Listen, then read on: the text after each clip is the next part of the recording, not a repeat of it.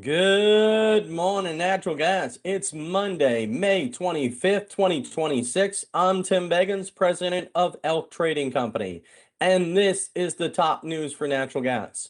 Number one, the Iran war negotiations continue. Number two, the LNG arb is favoring Asia for spot cargoes. Number three, LNG tankers are turning off their AIS trackers to transit the Strait of Hormuz. And number four, in the US, the June natural gas contract expires Wednesday. Let's turn to the spot June natural gas contract. Today is a short session on the NYMEX today for Memorial Day. And currently, right now, we are trading at 294.20, up 3.5 cents or 1.2%. As you can see, the RSI is going sideways. We've got very little time. Tomorrow is option expiration. Futures go off the board on Wednesday. As you can see, we're just skating across here near the 13 and 48 period exponential moving averages, which come in at 293 and 294.30. So we're doing much above nothing here. We pressed higher here on the hourly chart. We got as high as 297. As you can see here, we're just below that first resistance, which is at 298.20. Daily pivot today, 293.5. The RSI is going sideways. Looks like it wants to turn lower at the moment. So where do we go here with option expiration tomorrow? It's either $2.90 or $3 at this point. We've got very little news to move the market and very little open interest left. So we'll turn and look at that data in a little bit here.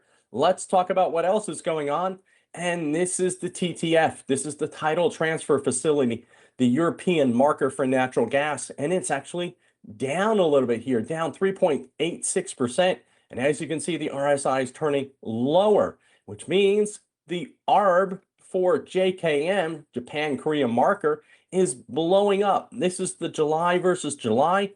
And as you can see here, it's exploded all the way up to 283.5. So any spot LNG cargoes for July are heading to Asia, not Europe. Let's turn to Creole Trail Pipeline here. This feeds Sabine Pass LNG, and currently right now we're running at 1.5 BCF out of 1.7 capacity on this pipeline. Other pipelines do feed Sabine Pass, but this is the main one here, and it's running pretty well. Let's turn to Corpus Christi. Corpus Christi is running at 2.57 BCF out of 2.75 BCF. Again, doing very well, optimized here for output. And here's Venture Global. This is Gator Express feeding Plaquemines. And as you can see right now, it's running over nameplate capacity yet again, over 3.994 BCF out of 3.94 BCF nameplate capacity. So these are modular LNG facilities. So this can do this for extended periods of time as long as it doesn't get too hot and too humid. Let's turn to Trans-Cameron Pipeline. This is feeding Calcasieu Pass.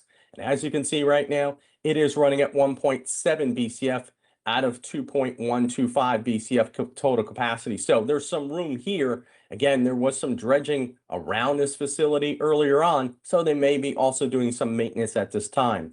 And our Pokey Puppy, Golden Pass LNG, running at 288 1,000 MMBTUs out of 800 to 850 total capacity for train 1. So it is stable right now, needs to ramp up. We've seen it as high as 500,000 MMBTU. So let's see what happens.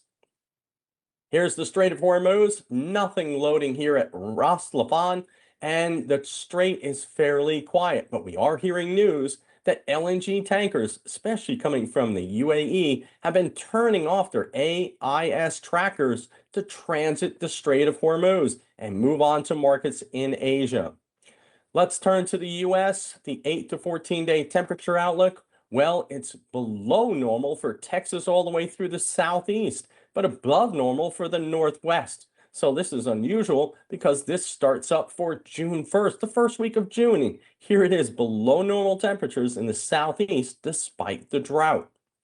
And here's the heat risk. And as you can see, we've got some heat risk building up in Montana, of all places. Major heat risk at this time tomorrow. And this starts to ease up a little bit as we go through the forecast period. we've only got minor heat risk across much of the western side of the United States.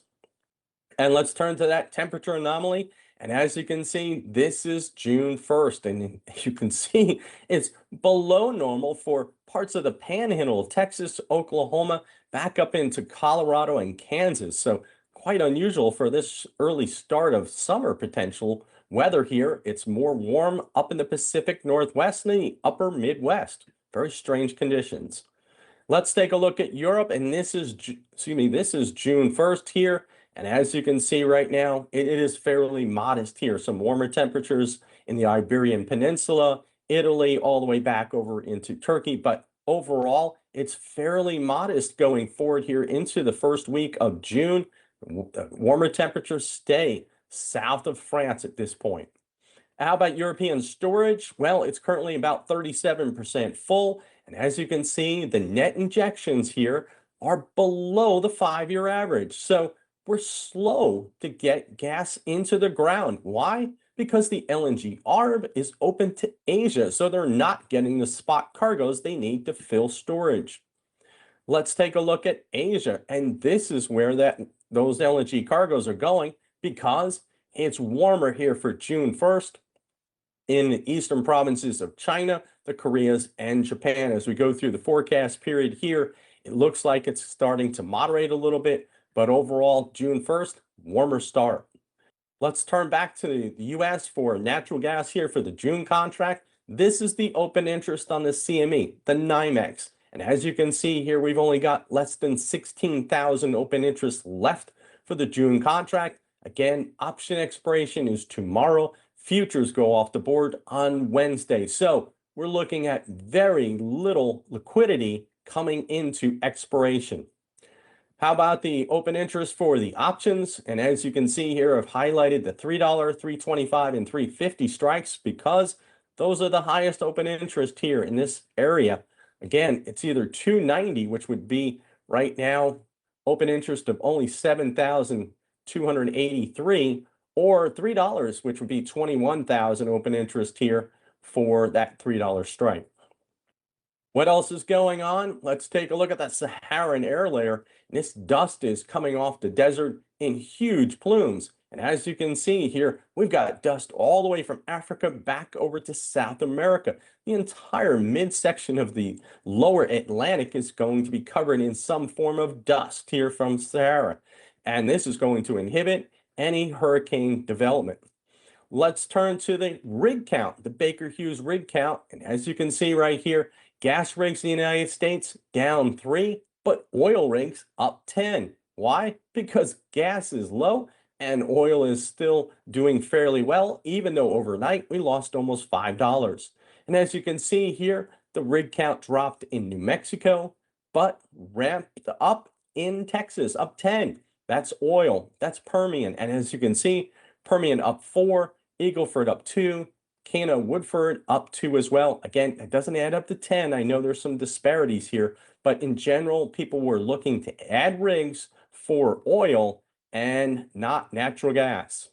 Let's turn to the oil and gas E&P sector. Stocks between $2 and $10 billion have a high short float over 10%.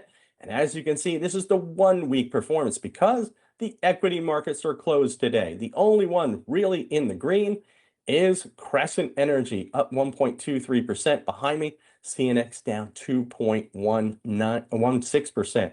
So recapping here for the June contract. Remember, today is a short session.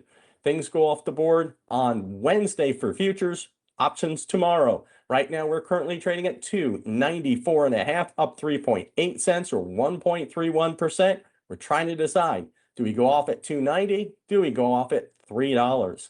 Let us know your thoughts in the comment section below. Please hit that like and subscribe button. Thanks for listening. We'll see you tomorrow.